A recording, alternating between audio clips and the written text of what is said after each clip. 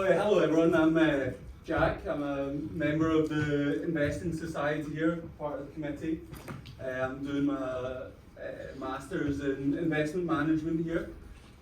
Also, I just want to mention a bit of good news that the Society has been nominated for the Best Society of the Year and the Best Social Media Presence. The event where they give out the prizes is on the 30th of March. The tickets will be on sale today on the website, and it's a black tie event if anyone's interested in going. So today I'm going to talk to you about value investing. I think a lot of people have don't really understand what value investing is. A lot of people think it's just buying companies that are cheap, but it's really a lot more than that. So today, I guess, I'm going to talk to you about the core tenets of value investing, what it is. Then part two, I'm going to talk to you about some of the great investors and how they've implemented value investing. And then at the end, I'm just going to briefly talk to you about how I've been investing my own money for the last 5 years. So a lot of you will probably know who this guy is, Warren Buffett. He's the most successful investor of all time, definitely the most famous investor, value investor. But not as many of you probably know who the other gentleman is. This is Benjamin Graham. He's Warren Buffett's teacher and the father of value investing. Now, Benjamin Graham was a lecturer at Columbia University where he taught value investing. His classroom would be filled with superstars, future superstars, like Warren Buffett himself, John Templeton, who we'll hear a bit more about later, and Irving Kahn. Benjamin Graham really showed that investing could be taught, outperformance could be taught, and there was a systematic way to value businesses. Benjamin Graham's own investment philosophy was to buy really cheap businesses that were selling below what he would say was their intrinsic value, and we'll talk about later what that is. Benjamin Graham was famous for these businesses called nets, which were businesses trading below their net working capital.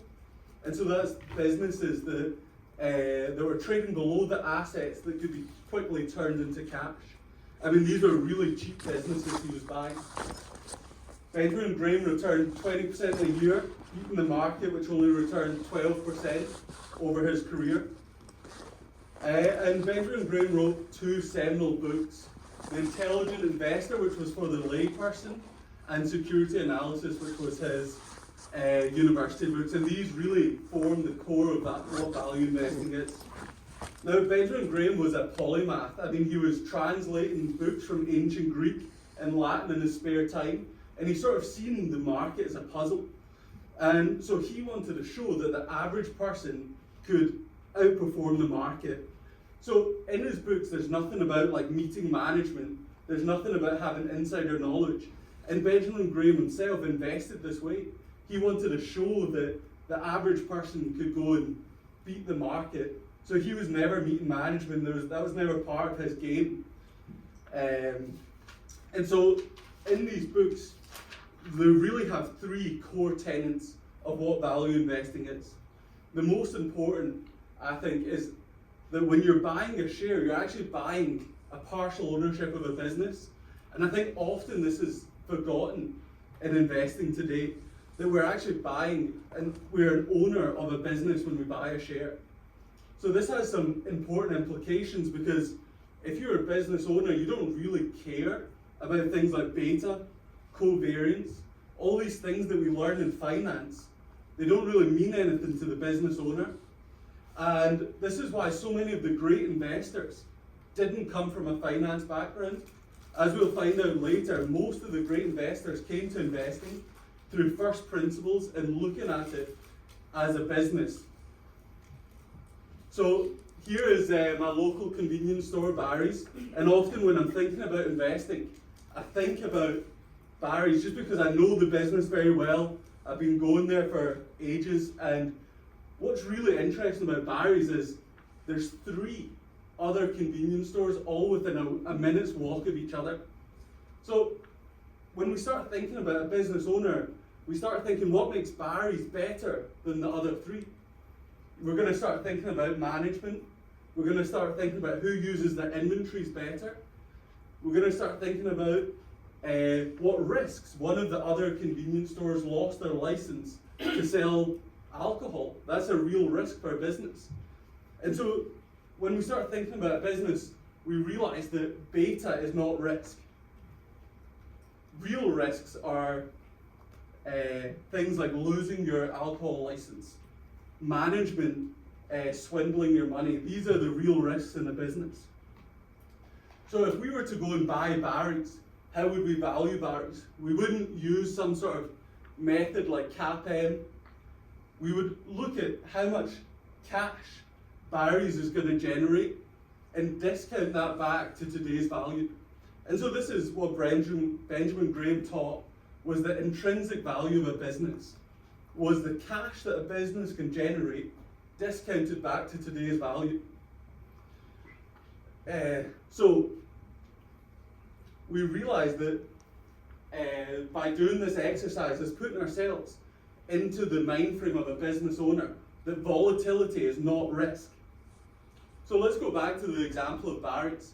Let's say that you and 9 of your friends get together and say that you want to set up Barry's. You each put in £100,000 for a total of 1 million to set up Barry's. So that values Barry's probably roughly about £1 million. But now one of your business partners every day is going to sell their share. So you've got you and 9 of your partners have set up Barry's for £1 million, but one of your business partners is going to sell their share. So on the first day of trading, your business partner sells their share for £50,000. Does that mean that Barry's is suddenly worth only $500,000? Does that mean that the business is suddenly halved in value? I mean, to the business owner, the value hasn't changed. And so this is how we can see that volatility is only the price at which the incremental buyer and the incremental seller transact. It doesn't reflect the value that the 90% of the other business owners feel it's worth. It's just the price at which the incremental buyer and seller transact. So here we can see, this is the stock chart of Amazon. Now, Amazon is the type of stock that we would all love to own. I mean, even a small amount of money in Amazon, you would have retired early. But to hold on to Amazon, you have to go through a lot of volatility. So let's say you're an investor and you bought at the IPO and you held for 20 years. You made over a 38,000% return. I mean, as I said, even a small amount of money in this stock, you would have retired early. You beat the market by more than 100 times. But to get that return, you had to hold on for 107 15% drawdowns. You had to hold on for 199 6% drawdowns, and you even had to hold on to a 95% drawdown in 2002. So think about Jeff Bezos as the business owner. Do you think Jeff Bezos thought that Amazon was suddenly worth 95% less in 2002? And when you go back and read Jeff Bezos' annual reports, in 2002 he's talking about how fast the business is growing, how their competitive advantages are getting bigger. He's like, what's happening in the real business and what's happening in the stock market are two completely different things. You didn't see Jeff Bezos panic selling all his shares at 95% less. So as a business owner, we have an idea of what the intrinsic value is, and the stock market is going to move up and down all around that intrinsic value. But it doesn't, the stock market does not change the value of the business. So the next key tenet of value investing is this idea of Mr. Market. So this was Benjamin Graham's persona for the market. So going back to our example with Barry's, you and 9 of your partners have set up Barry's, but one of your partners is Mr. Market. Now, Mr. Market can't control his emotions. He's going to go from swings of greed to sheer panic. And so every day he's going to come and offer you a price at which he's willing to buy your shares or sell shares to you. And so whenever you buy a stock in the stock market, Mr. Market is your partner. So for example, you're in Barry's day one of your opening, you've just spent £1 million to open Barry's, and Mr. Market comes in and he's depressed, and he's moping, and he's thinking, Brexit's coming round, everything in the UK is going to hell, I'm going to buy your share for £20,000. As a business owner, the value of my business didn't change because of Brexit. So you go and just tell Mr. Market to piss off. You don't need to sell your share to Mr. Market just because he's giving you a price. Then the next day he comes in and he's elated and he's talking about how AI is going to revolutionize productivity. And he thinks, oh, everything's going to the moon, so I'll give you 300,000 for your share of Barry's. And at that point, you can decide whether to sell your share to Mr. Market, or maybe you think it's worth more. Maybe you think Barry's has got great growth opportunities. But the point is that Mr. Market is going to oscillate between fear and greed. And he's there to serve you. He's not there to instruct you. The price at which Mr. Market is willing to buy or sell your shares does not reflect intrinsic value. And so he's really there to be taken advantage of. Now the third key tenet of value investing is this idea of margin of safety. You can see here the truck, there was no margin of safety there. So a margin of safety from an investing point of view is that we can value a business. We value the business by looking at the cash the business will generate, discounting that back to the present value. And then what we want to do is we want to buy the business for a lot less than it's worth. And this is the margin of safety. Because the world is complex. There's black swan events that we don't see. And so if we value a business, we are only valuing a business in the current market, how we can see it now, but there's going to be lots of events that we don't see. And so we want to make sure that we're buying a business for a lot less than it's worth. So if things still go wrong, then we're still going to make money. And so this will really resonate with the bargain hunters out there, the people who go to charity shops or TK Maxx looking for those bargains. And so this is what we're trying to do as value investors. We're going to the stock market, bargain hunting, looking for where can we find businesses selling for far less than they're worth. Now, this comes with a counterintuitive implication, is that if we are going to be net buyers of shares, we're all young here in this room at the start of our investing careers, we're probably going to be net buyers of shares in our lifetime. And we counterintuitively want the stock prices to go down, because the thing that we're buying didn't change, only the price did. So for example, if we go to the student shop here every day and buy the same sandwich every day for £3, do we want the price of that sandwich to go up or down? Of course we want the price of the sandwich to go down. The sandwich didn't change, just how much we paid for it did. So when we have this idea of margin of safety, we actually want the stocks that we own to go down in price, at least temporarily. Obviously over the long term, we hope they go up. But as we're net buyers, when we're net buyers, we want the stocks to go down so we get a larger margin of safety. Now, these are the three core tenets of value investing, but really they've been implemented in so many different ways. There's really no one way to value invest.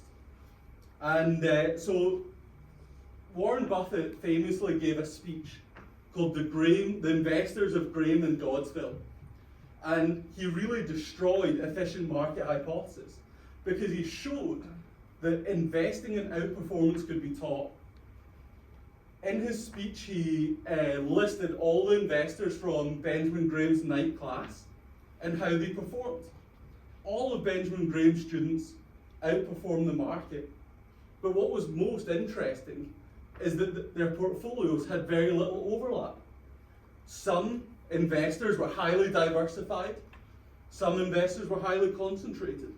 Some investors invested in very cheap, bad businesses that were highly undervalued, and this became known as cigar butt investing. Other investors invested in high quality businesses. And so, as long as you stay within these three core tenets of value investing, there's really so much room to suit your personality and how you want to implement that. So here is a rough look at the two major schools of value investing. This is an oversimplification, but there's more. So the cigar butt investing is the cheap businesses, and we can see over time their intrinsic value is going down. These are bad businesses. But you can see that the price fluctuates a lot more than the intrinsic value does. So that gives investors the opportunity to buy below the intrinsic value and sell as the value of the business gets up to the intrinsic value. This is what was called cigar butt investing, because the businesses are bad, but you might be able to make a bit of money during that time. But the problem with cigar butt investing is time is not your friend. You really need some sort of catalyst for the price to revalue up to intrinsic value. Now the other sort of side of value investing is investing in compounders. These are great businesses that are going to earn high returns on capital for a long time. Really here, if you're right on the business, that's all that matters. You still need to buy with a margin of safety, and then if you're right in the business, you never need to sell. And really the best investors of all time have changed the way they value invest. For example, Warren Buffett started right over beside Benjamin Graham, buying nets, buying bad businesses that were very cheap. But towards the end of his career, he's ended up over here beside Charlie Munger, whose face is covered. He's ended up over here. And so the best value investors are those who have changed their philosophy over time, but still was sticking in the three core tenets of value investing. So now I'm going to talk to you a bit more in detail about how three great investors have implemented value investing. Talk to you about is Sir John Templeton. Sir John Templeton was a lawyer by training. Again, one of the many great investors who didn't come from a finance background, wasn't indoctrinated with things like beta and covariance, and he came to the stock market from first principles as a business owner. Now, when he left university, John Templeton went to go travel the world, using poker earnings to fund his travels. This was very unusual in the 40s and 50s when Sir John Templeton was traveling the world. There wasn't many people who went all over to Asia and Africa during that period, but Sir John Templeton did.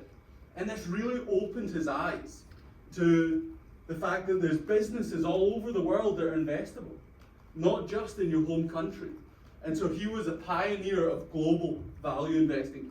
He was one of the first investors, really, just to invest around the world. So, as a contrarian by nature, what Sir John Templeton did was he looked at where the markets were most hated. What markets were most hated?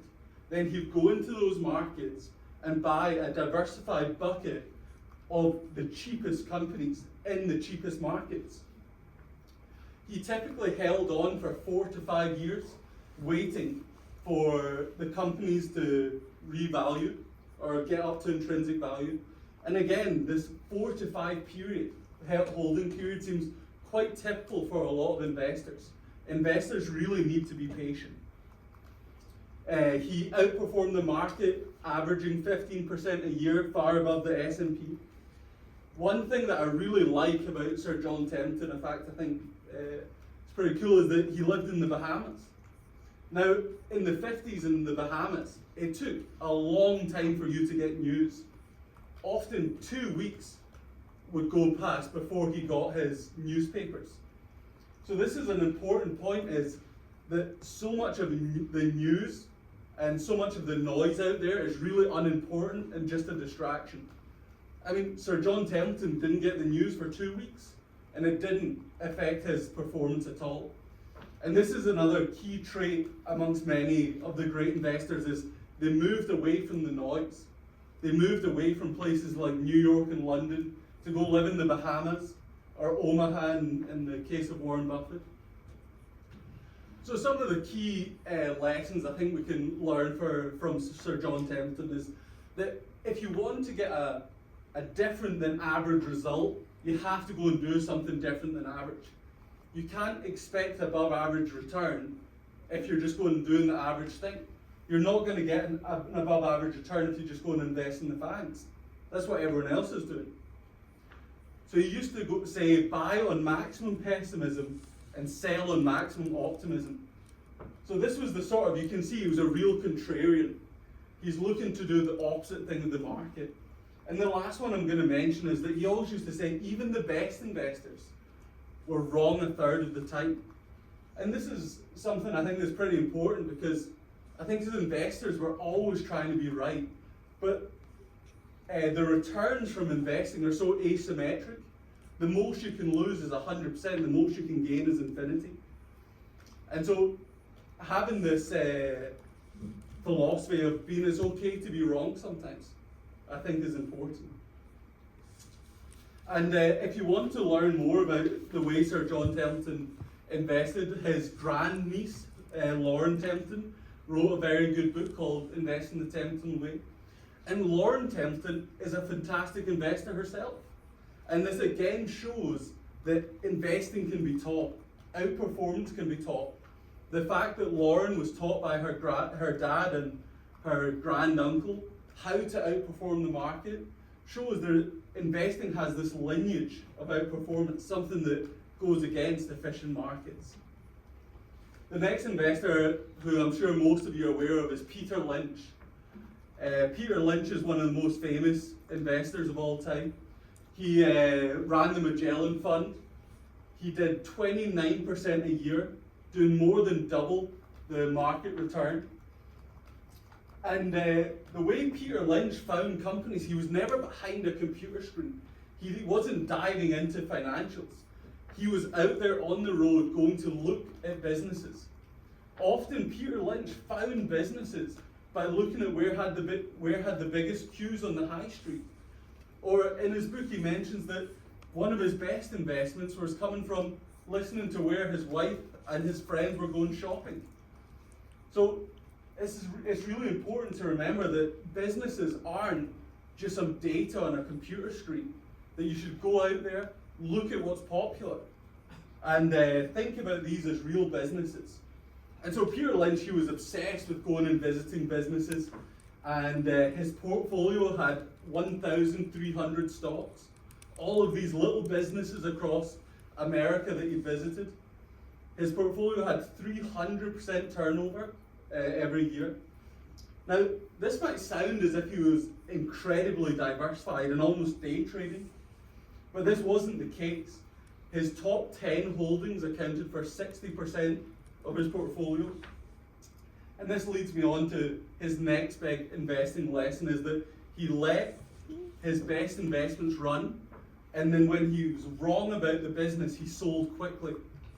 And I think this is a very hard thing for investors to do, is when we realize we're wrong, is to sell quickly.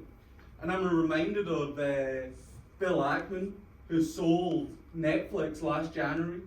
He'd held the stock for something like only 1 month and sold it at a 25% loss a month later. And people thought he was crazy. But the thing is, he was wrong about the business. And this is something the best investors do, is they sell when they're wrong about the business, and they sell quickly. But conversely, when they're right about the business, they let their investors run, they let their investments run. So Peter Lynch had 6 types of companies he was looking for. There were slow growers, and these are your sort of cigar butts that he was hoping to maybe buy for a lot less than they're worth. There were stalwarts, which were companies like Coca-Cola, P&G, These were sort of big companies, great companies, but they weren't really going to grow much more. And if you bought perfectly, they were maybe going to give you 20% a year. But he always said they added stability to their portfolio. Then there was turnarounds where the business was very bad, but there was some event that was going to turn around the business, for example, like new management. And this can create short-term opportunities for high returns. Now, Peter Lynch's favourite companies were fast growers. Peter Lynch was always on the hunt for what he called 10-baggers, companies that were going to go up 10x. And to get a 10x, you really need a company that's going to grow fast. And you're going to have to be patient and hold that company for a long time if it's going to go up 10x. And then finally, he had his asset opportunities. And these were companies that were selling for less than the assets on its balance sheet. So some of the key lessons from Peter Lynch was, I like the first one, selling your winners and holding your losers is like cutting the flowers and watering your weeds. So again, when we find that we're wrong in the business, we sell early. When we find we're right on the business, we let them run. We give them some room for mistakes. He also always wanted to be the person who was going to turn over the most rocks, find the most different businesses. And yeah, I think he also liked to find businesses that an idiot can run, because sooner or later, an idiot probably is going to run it. And this is an important point, is that management is very important in businesses, but there's some businesses, for example, Coca-Cola, where the business is so good, it's hard for management to destroy it. So there's 3 books that Peter Lynch wrote. They're all very good, but the One Up on Wall Street is his most famous, and I think it's a very good book for investors who are just starting out and wanting to learn.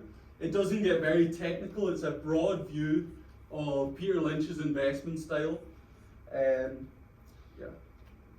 So the last investor I'm going to talk about is Joel Greenblatt. And Joel Greenblatt is probably my favourite of the 3 investors, because he didn't just beat the market using one method. He used many different methods, all types of value investing, to beat the market.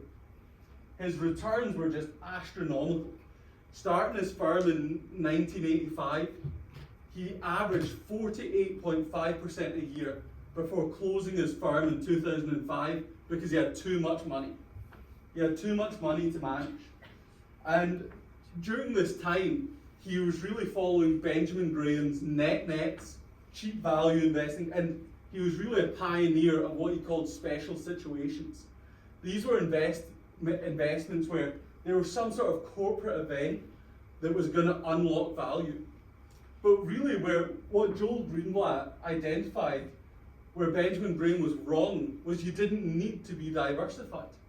Joel Greenblatt said if you're right about the business, you only really need a handful of stocks at most. Why would you put more money in your 20th best idea than your 5th best idea? So even though he was buying these really cheap, terrible companies, Joel Greenblatt never really had more than a handful of businesses. And he would argue that that didn't make his portfolio more risky because he was right about the business. Then, after he shut his fund, he decided to see if he could just quantitatively beat the market. So he looked at what worked in the market, and he identified value works, buying cheap businesses, but also buying good businesses, quality businesses. And he created some rough metrics. For quality, he used return on capital, and for value, he used EV to EBIT. And basically all that did was screen for the cheapest quality companies. And then he'd buy a basket of 50 of those, just using an algorithm. So he wasn't looking at the businesses, he just used an algorithm. And what he called this the magic formula. The magic formula has gone on to beat the market, averaging 23.8% a year versus the S&P 9.6. Joel Greenblatt has made the Magic Formula free in public. You can go onto the magicformula.com where you can run the screener for free. Even if you don't follow his Magic Formula investing, it's a great place for investors to go and start looking at businesses because it's going to screen quality and it's going to screen cheap. So you can go into the magicformula.com and it's a place where you can start screening for companies.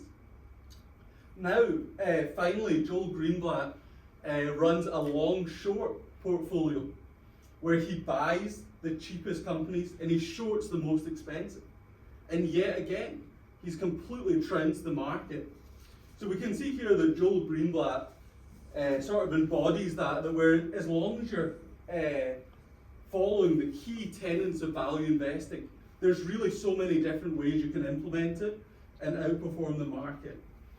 So some of the best lessons I like from Joel Greenblatt, and there's really so many, is that it's the quality of your ideas, not the quantity, that will result in the big money. And I think that's the most important. I think really here at university as well, we're taught way too much to diversify. But people like Joel Greenblatt would call it diversify. Why, again, would you put more money into your 20th best idea than your 5th? So Joel Greenblatt has written 4 books. You Can Be a Stock Market Genius was his first, and that was about the special situations. So if you're interested in special situation investing, that's the first one. The second one, the little book that still beats the market, is about his magic formula, the quantitative value investing. The big secret for the small investor is about how the small investor actually has inherent advantages to big investors. And the last one is a very new book called The Common Sense, which I haven't read, so I don't know what it's about. So now finally, I'm going to just talk to you a little about how I've invested and the sort of models that I've come up with. So going back to that spectrum of Sir Garbutt's and compounders, I'm very much on trying to find the compounders, the really great businesses where you can just sit and wait. Like Charlie Munger would say, the big money is not made in buying or selling, but in waiting. And so I came up with this little framework for my own investing. The first question I always ask myself is, can I really understand this business? That's the circle of competence. And it's this fundamental to all investors is, can you really go and understand the business? And for most people, most businesses are too hard to understand. We've all got our own unique insights and our own knowledge. And for me, just most businesses I can't understand. So we really need to understand the business before we can try value it. Because remember as well, the value of a business is all of its cash flows discounted back to today. So you need to be able to predict those cash flows. How can you predict them if you don't understand the business? Then I've created 4 characteristics that I'm looking for in a compounder, which I'll talk more in detail in a minute. So once I've found a compounder and I understand it, is the price offered a margin of safety? Even when we buy great businesses, we need to still be offered a margin of safety. And this doesn't always happen with compounders. And then finally, I would maybe decide portfolio weighting. Me, myself, I'm much more like Joel Greenblatt. My aim is to find 8 to 12 great businesses. Right now, I've only found 7, and my whole portfolio is in 7. So the first characteristic of a compounder is it has to have a moat. And this was Warren Buffett's idea, is that a business has to have a moat like a castle to keep away the enemies, to keep away competitors from getting your profit. If a business earns a vast amount of profit, competitors are going to enter the market. They're going to want that profit. So what stops competitors from entering the market? And we can think about moats as really barriers to entry, or competitive advantages, but barriers to entry is a better sort of analogy. And so there's a professor of value investing called Bruce Greenwald, who really says there's only three types of barriers to entry. There's supply, demand, and economies of scale. So supply, competitive advantage or barriers to entry is where the business has some sort of advantage on the supply. So this can be a technology, for example, Taiwan Semiconductor. No one else can make what Taiwan Semiconductor makes. Or it can be geographical, like for example, no one can find oil as cheap as Saudi Aramco. And the oil's pretty much just gushing out the floor where they are. Then there's demand. Demand barriers to entry are where people want to go and buy your product for maybe a brand. Let's say Apple is a company that has great demand barriers to entry. They're willing to go and pay a premium for an Apple product. Maybe the demand is also network effects. You want to be in that business because others, or you want to use that product because others use it. And then finally, economies of scale. This is where competitive advantages come from having a greater size than everyone else. And probably the best example of this is Costco. When Costco was founded, they said that they were only ever going to mark up their products by 15%. Now, as they got bigger, they got more purchasing power, which means they could purchase their products for cheaper. But rather than letting that sort of advantage accrue to their bottom line, they gave it back to their customers. They decreased the price of the product. Now this is very hard to compete with, because as Costco got bigger, their products got cheaper, and no one could compete. So these are the sort of three broad categories of barriers to entry that a compounder needs. Now, remember that when we buy a share, we're the owner of the business, but we're not managing the business. So we need to partner with quality management who treats us like owners.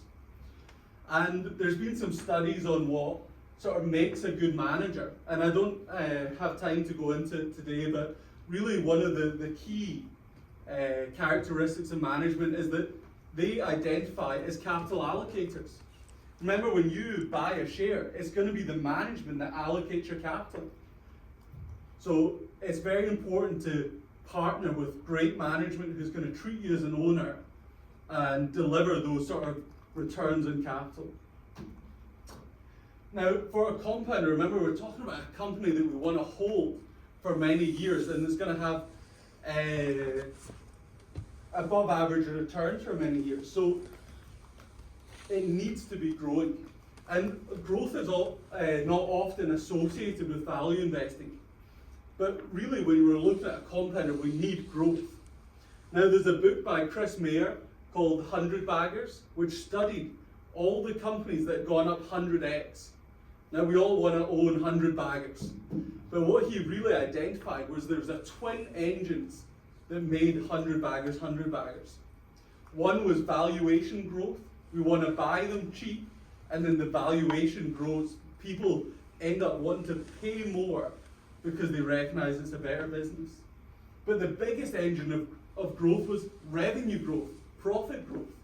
So if we're trying to look for these 100 baggers, they need to be growing. But importantly, remember, it's the twin engines. We also need to pay less than what other people are going to pay. So we need to buy it undervalued. Now, the final characteristic of a compounder I want is the capacity to suffer.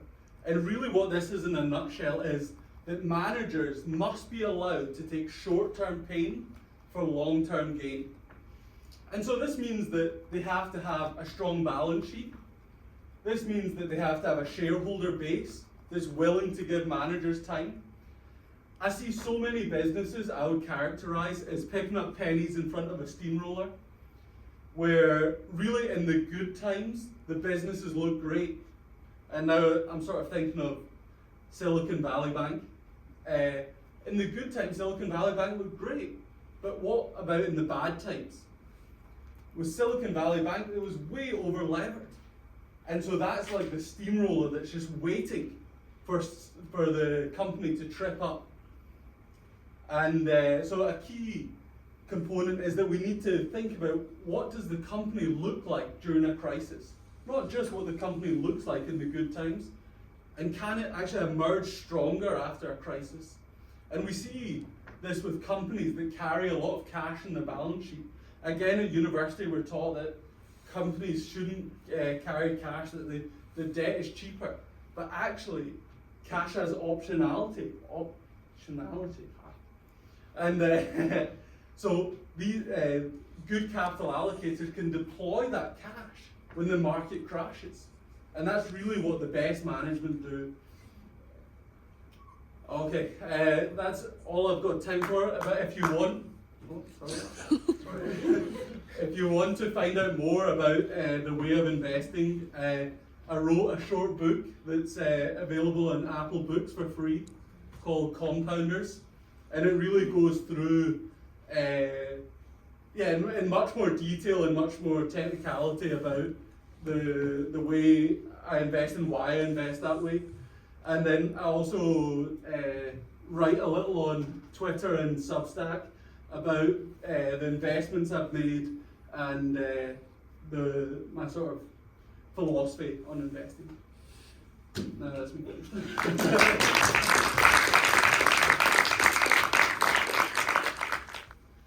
Anthony? Seeing that it's all about swings in greed and fear, how do you make sure that you stay disciplined and true to your process without having emotions ruining your strategy? Yeah, I think that's a really great question, because often we get caught up in the market, especially with all the noise. So I think the first thing is you want to remove as much noise as possible in your life. So that for me meant deleting Twitter on my Twitter app, just because there's so much noise on there. Another great thing that I've been doing is journaling. I think having a journaling habit where you're writing down how you're thinking about companies, and then you can look back and be like, okay, when things were good, I didn't feel this pessimistic 10 months ago. There's a really great investing journaling website called Journalytic, which is free to use, and it's designed purely for investing and journaling and investing. And so there you can write your thoughts about companies during that time. And so maybe there's times you're feeling really pessimistic, and then you can go back and look, how did I feel about this company 10 months ago when the stock was high? Because remember, the stock price is going to change, but the business changes much, much slower. So yeah, those are probably my two answers to that. Diana? Which one is the business that provided you with the greatest return? Investment. So, actually not a compounder. I invested in a company called Danos, which was a Greek shipping company about 3 years ago. But it was also my biggest mistake. It 3x'd, and I sold it, and then it went on to 90x. But really, that was one of the reasons why I switched to compounders. Was Danos is a terrible business. It's a Greek shipping company, a small cap, and what I found was I couldn't sleep holding it. And so when it 3x, I jumped at the opportunity to sell. But if I'd really had the conviction on the business, I would have held for it to 90x. But I didn't do that, and so really I'm looking for these high quality businesses where I'm not losing sleep. And so like a big part of me is I'm not looking for companies with debt anymore. That was a big reason why I couldn't sleep with Danos, was that it had way too much debt. And then debt can juice your returns, but that doesn't matter if you can't hold them. And I think that's a big thing about the style of investing that you choose. It has to fit your personality. You have to stick with it. So even though my best investments have come using the sort of like cigar bud method that I used at the start of my sort of investing career, I really found that I couldn't stick with it. And so now I'm sort of looking for these compounders. Yeah, good question. Maybe beside Anthony. Sorry, I don't know the name. When do you sell? When do I sell? Great question. So depends on the company that you're investing in. So again, if you're looking for a compounder, if you're right on the business, you never need to sell.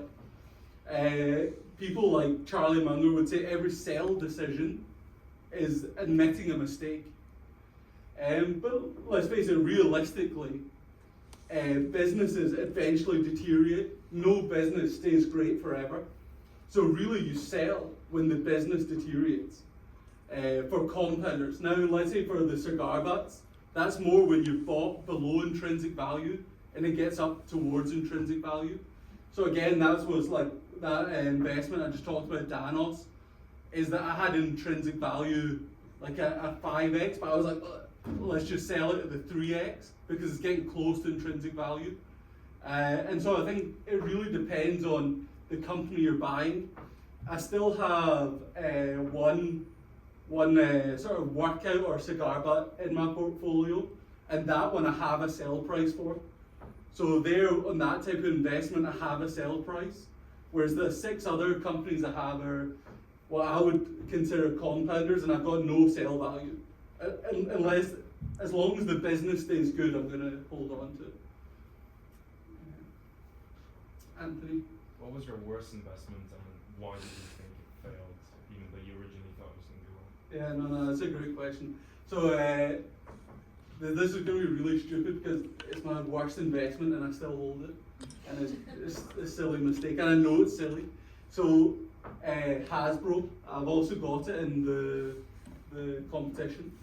So Hasbro is crazy undervalued. If you look at it, it has this Wizards of the Coast business, which is like Magic the Gathering, and it's a crazy good business. This has margins of like 30% net margins. It's a great business, loyal fans, grows every year, but it's inside of a terrible toy business. But the toy business has great IP.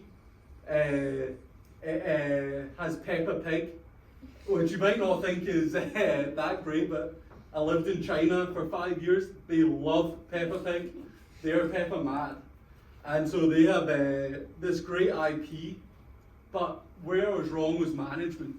And management seemed pretty incompetent. And I would say it's still taken me some time to learn that because management have all the power of the capital allocation in the business, you need management to be good. And Hasbro continues to be my biggest loser, and I really should just sell it.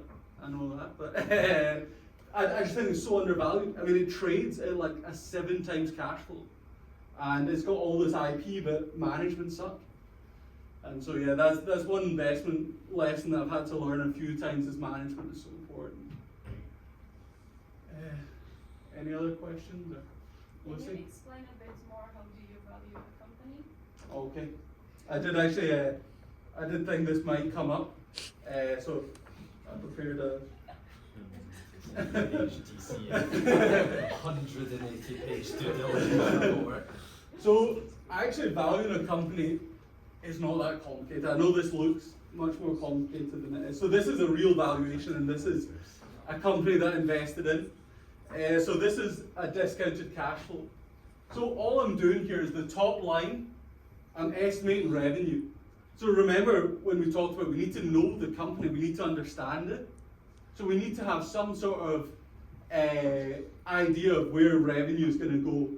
Then I'm looking at operating profit, and then remember we're looking at cash. Investors always care about cash. We don't care about earnings. Earnings really mean nothing. We care about cash. So that means that we have to deduct net working capital. And it also means we add in depreciation and that. Depreciation. Because they're non-cash. So really when we do a discounted cash flow, it's actually a lot.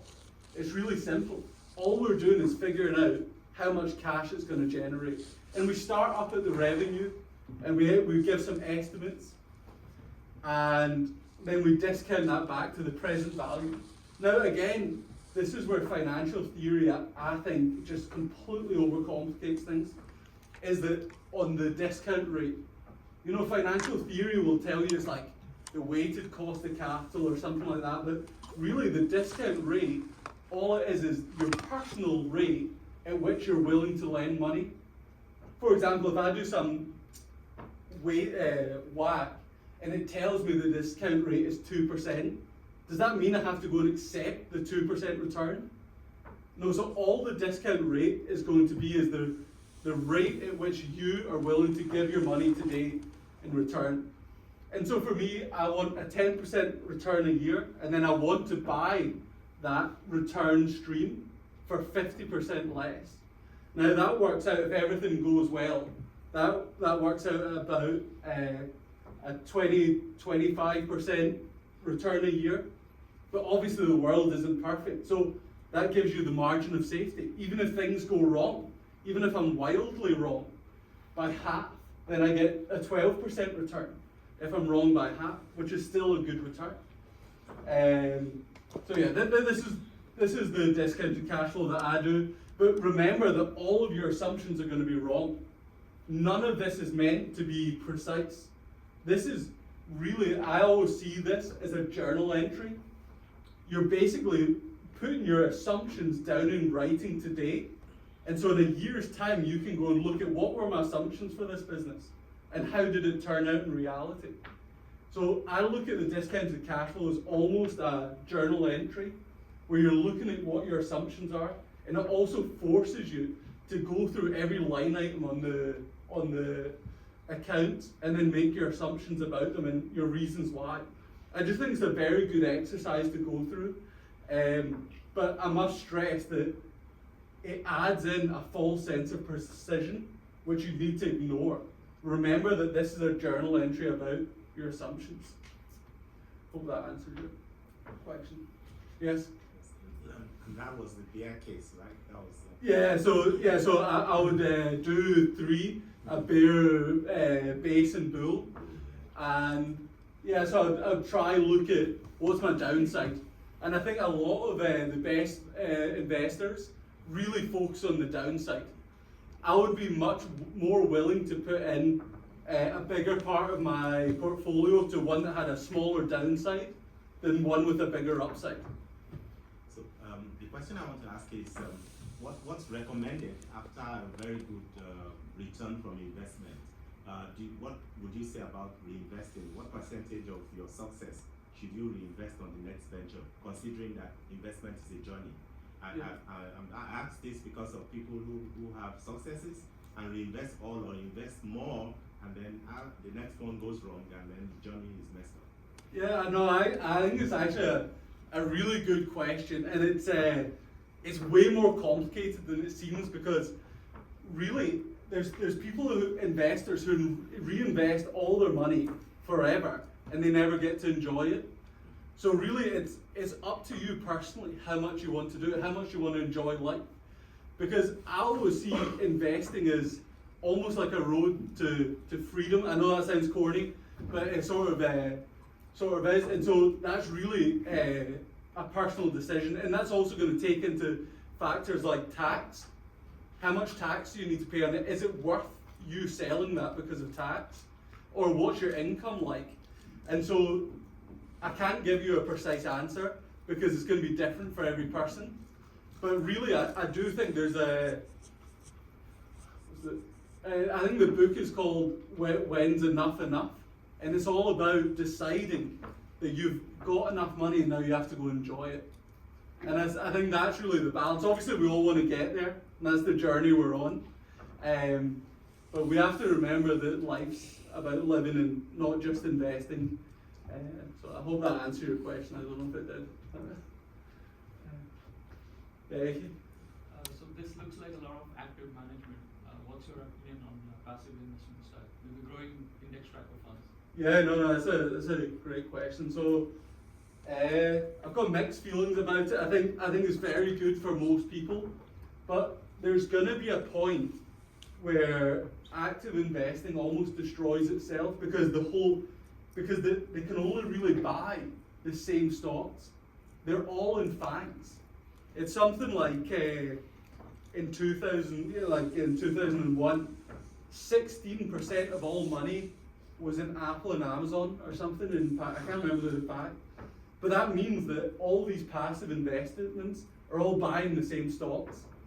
And that's okay because it tends that the best companies become the biggest, and so they're overweighted in these passive investments.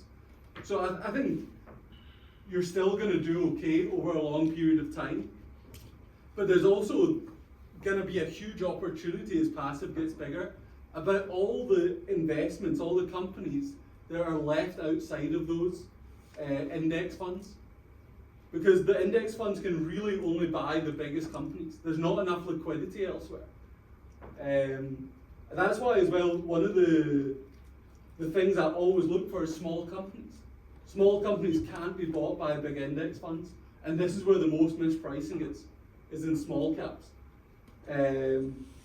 I think, yeah, I mean, I've got mixed reviews on passive, but I don't think it's bad. I think over a long period of time you still do okay. Any others, or is that? Yeah. I was just wondering, how did you learn all these things, what investing? Did you learn from university, or did you learn like by trying actually investing? Yeah, so it's a good question. So I've always sort of been interested in investing, but I really found investing first in trading.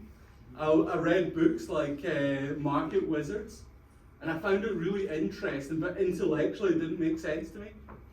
And then, so when I graduated uni, I did business at uni, and then I went to China because I didn't really know what I wanted to do. So I worked in China, but what I found was that in my spare time, all I was doing was reading about investing. And then when I came across The Intelligent Investor, this was really the book that changed my perspective. That you're buying a real company. Like, I used to look at these trading guys and I used to think it was so cool, but I just didn't understand it. And then I read this book, The Intelligent Investor, and it was saying you're buying a business. And then it clicked. And then ever since then, that was about 5 years ago, I've invested mine and my girlfriend's money. And then I decided that this is what I wanted to do as a career. And then I sort of came here to uni because one thing that we talked about was that I thought the knowledge I had was there, but other people don't know I have that knowledge. And so like a degree and things like CFA give that sort of stamp of approval that let other people know that what you know. Yeah, I don't know if that answers your question, but yeah. Anthony? So what are your next steps to make your own fund? Yeah, like I want to eventually, that's the end goal. The end goal is the fund. I think the next step is, what I really want to do is go and work for a small value-oriented firm, where hopefully I can learn off other people and start building my own track record, where I can hopefully influence buying ideas. But that's what I see my next step as. But the end goal is having my own firm. But I don't think it's the next step, sadly. I think we're just about out of time. I think that's there was anything else.